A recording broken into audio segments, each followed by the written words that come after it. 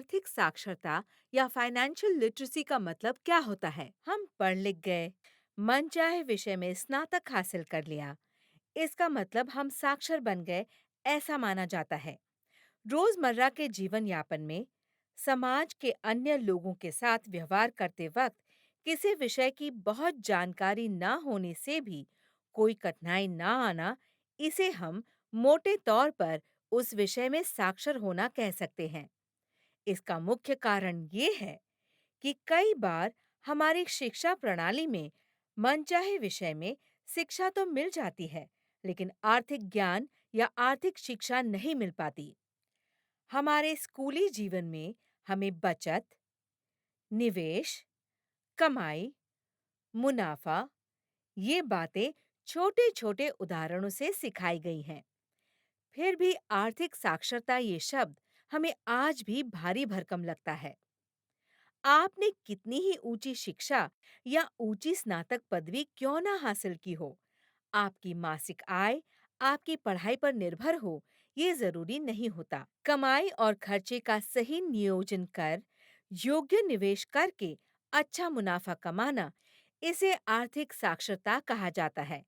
इसी को अंग्रेजी में फाइनेंशियल लिटरेसी कहते हैं।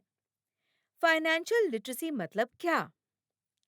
अपनी कमाई और खर्चे का ठीक से नियोजन कर उस पर आधारित अपनी कमाई में से कुछ हिस्सा या रकम कब और कहाँ निवेश करनी है और सही समय पर अपनी क्षमता अनुसार जोखिम उठाकर उसमें से अच्छा मुनाफा कमाने का मतलब होता है आर्थिक साक्षरता या फाइनेंशियल लिटरेसी।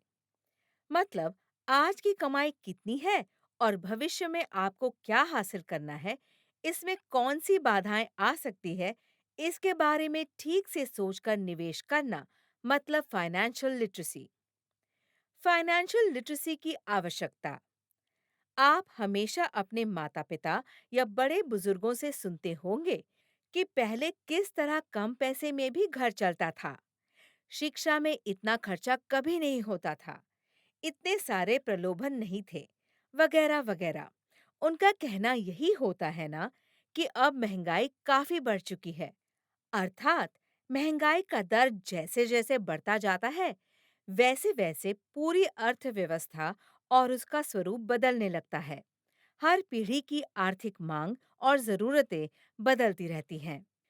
कुछ साल पहले वैश्विक स्तर पर उद्यम असफल क्यों होते हैं या हो सकते हैं, इस पर एक अनुसंधान किया गया था। इसमें कुछ मुख्य कारण पता चले थे। इसमें एक कारण ये था कि तकनीक में आए बदलाव उसी रफ्तार से कुछ कंपनियां हासिल नहीं कर पाती।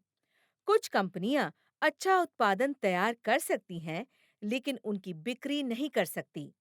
कुछ कंपनियों के पास तो ऐसी कोई वजह भी नहीं होती, फिर भी श्रम शक्ति, कर्मचारी और अधिकारी वर्ग के बीच चल रहे आपसी टकराव इसकी वजह बन जाती हैं।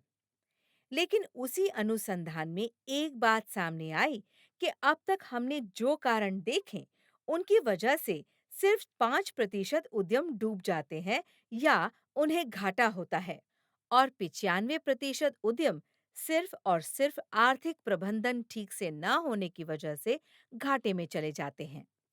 ये संशोधन व्यवसायिक स्तर पर हुआ था, फिर भी आर्थिक प्रबंधन की कमी ये भारत की गरीबी का एक कारण है। इसका मतलब ये है कि ये सिर्फ कुछ विशिष्ट लोगों की नहीं, बल्कि हम में से हर एक की जिम्मेदारी है।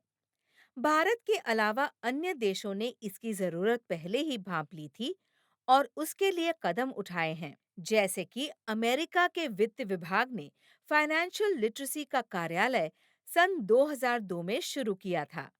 यूके ने जनता को आर्थिक प्रबंधन में साक्षर बनाने के लिए बहुत बड़े तौर पर कैंपेन शुरू किया है। सिंगापुर में फाइनेंशियल लिटरेसी के लिए मनी सेंस नाम से एक स्वतंत्र कार्यक्रम चलाया जाता है। भारत में भी इस तरह के कार्यक्रम की शुरुआत करने के प्रयास हो रहे हैं, और इसकी शुरुआत समाज के सबसे प्रभावित मतलब निम्न स्तर के लोगों से होनी चाहिए। भारत के पूर्व राज्यपाल आदरणीय श्री वे रेड्डी का एक कथन यहाँ प्रासंगिक लगता है। आज की स्कूल में पढ़ने वाली पीढ़ी अपने अभिभावकों से अधिक आर्थिक साक्षर होना ये आज की सबसे बड़ी जरूरत है। उनके इस कथन से फाइनेंशियल लिटरेसी की आवश्यकता का महत्व प्रतिपादित होता है। अपनी आर्थिक स्थिति के अनुसार हमारी आय को ध्यान में रखते हुए भविष्य के लिए आर्थिक निवेश कैसे किया जाए, इसका निर्णय आर्थिक साक्षरता का ज्ञान मिलने के बाद ही लिया जा सकता है।